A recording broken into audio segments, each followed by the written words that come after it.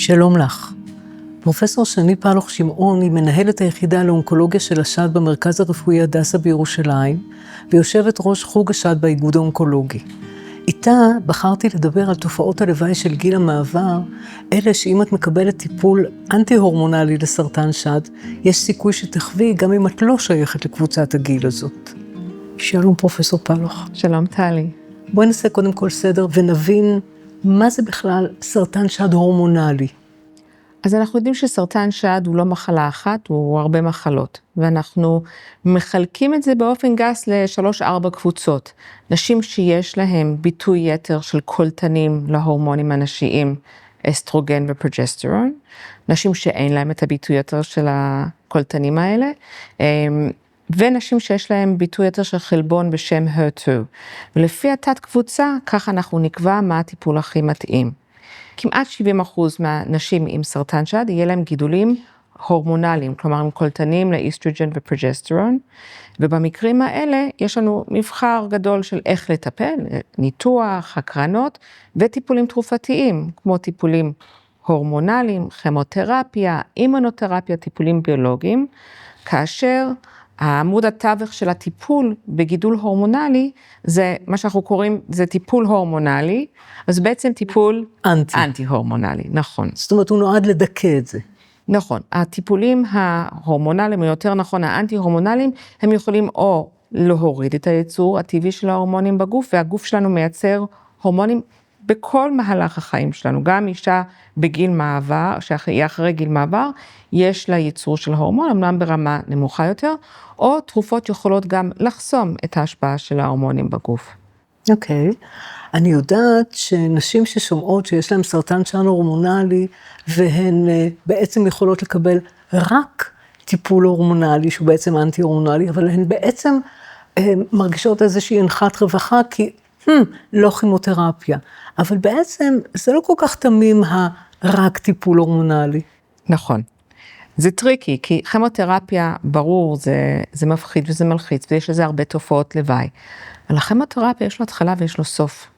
זה יחסית קצר, זה בדרך כלל פחות מחצי שנה. לפעמים עוד פחות מזה.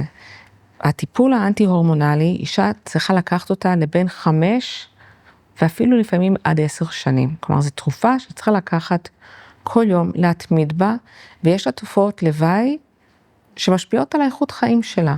כמו מה למשל?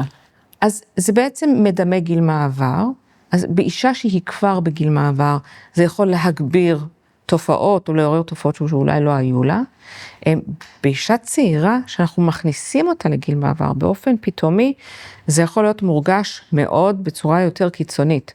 אז תופעות לוואי של גיל מעבר יכול להיות גלי חום, הזעות לילה, הפרעות בשינה, הפרעות בריכוז, נטייה לעלות במשקל, ירידה בחשק מיני, יובש בנרתיק. זה מכלול של תופעות, השפעה על מצב רוח, שמאוד מאוד יכולות לפגוע באיכות חיים, ומצד שני, כן יש לנו כלים לעזור לנהל את התופעות לוואי האלה. אז זאת השאלה, מה עושות כשאלה תופעות הלוואי, אפשר לטפל? אפשר להקל. כלומר, אני לא רוצה להגיד אנחנו יכולים להעלים אותם, אבל אפשר להקל, ומאוד מאוד חשוב פה התקשורת עם הצוות המטפל, בין אם זה הרופאה המטפלת, או האחות המתאמת, או הצוות במקום בו האישה מטופלת, צריכה לשתף כדי שידעו גם כן איך לעזור לנתב את הניהול. עכשיו, התרופה הכי טובה לטיפול בתופעות לוואי, זה ספורט. שזה לא יומן, אבל זה עובד. זה עובד, הוא עוזר עם הכאבי פרקים, הוא עוזר עם הוא מפחית גלי חום. הוא עוזר עם איכות השינה, הוא עוזר עם ריכוז, הוא עוזר עם הרבה דברים. אז פעילות גופנית היא גם מפחיתה סיכון לחזרת מחלה בפני עצמה, שזה כבר סיבה טובה, גם ככה הוא טוב למצב רוח, אבל הוא באמת יכול לעזור, לאזן קצת את התופעות לוואי של גיל מעבר. מעבר לזה, זה תלוי איזה תופעת לוואי יש ומה אפשר לעשות. אבל לדוגמה, עם גלי חום, דיקור סיני, מוכח מחקרית שהוא יכול להקל. אני יכולה להעיד.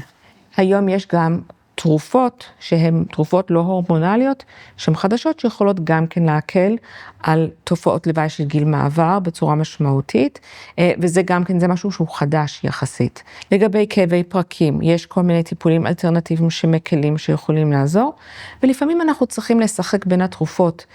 זה משפחה של תרופות טיפול הורמונלי, אז לפעמים צריך להחליף בין התרופות עד שאנחנו מוצאים את התרופה שהיא הכי ידידותית לאותה אישה. אנחנו צריכים למצוא את התרופה שיכולה להתמיד בה לאורך זמן. ובעניין ההתמדה, כי אני שומעת, התופעות האלה הן לא נעימות, וזה לא קל. נכון, צריך לדבר, צריך להגיד, ואז למצוא איזה שהם פתרונות, אבל בכל זאת, על אף כל אלה, למה חשוב להתמיד בטיפול? אם אנחנו רוצים להגיע לסיכויים הכי גבוהים של החלמה, נורא חשוב שהטיפול שקבענו למטופלת היא תוכל להתמיד בה לאורך זמן. אנחנו יודעים שבנושא של טיפולים הורמונליים לדוגמה, אבל זה גם נכון לגבי טיפולים פרומיים בכלל ברפואה. יש נשירה של בין 30-40% לאורך זמן מההתמדה בטיפול, והנשירה מההתמדה בטיפול פוגעת בסיכויי החלמה, ולכן חשוב להתמיד בטיפול, ולכן חשוב להיעזר בצוות המטפל כדי להתמודד. גם אוסיף שמעבר לדברים שכבר הזכרתי, יש מומחיות בנושא של טיפול מיני בנשים המתמודדות עם סרטן השד. יש גם כן רופאות שהמומחיות שלהם זה איך להתמודד ביובש בנרתיק, לפעמים זה לא יובש, לפעמים יש פטריה בגלל השינוי ההורמונלי, אפשר לעשות פיזיותרפיה לרצפת האגן שיכולה לעזור אם יש קושי או כאבים בקיום יחסים, כלומר הרבה דברים שאפשר לעשות מסביב כדי לתמוך באישה, כדי לעזור לה להמשיך בטיפול שהיא צריכה לקבל אותה. אני מנסה לסכם כדי לראות שהבנתי נכון. טיפולים אנטי-הורמונליים, מה שאנחנו קוראים טיפולים הורמונליים, הם לא תמימים. יש להם תופעות לוואי, אפשר לנהל את תופעות הלוואי, אבל מעבר להכל, חשוב להתמיד בטיפול, מכיוון שבסופו של דבר, הוא זה יעזור למנוע את הישנות המחלה. בדיוק, הוא עוזר למנוע את חזרת המחלה, ועם תקשורת טובה עם הצוות, יש דרכים להקל, כלומר יש דרכים לעזור לאישה, רק צריך לדבר על זה עם הצוות המטפל, ואז אפשר להגיע לתוצאות הכי טובות שיש. אנחנו מסכימות על זה שהכי חשוב זה לדבר. בדיוק. תודה פרופסור פלח. תודה לך טלי.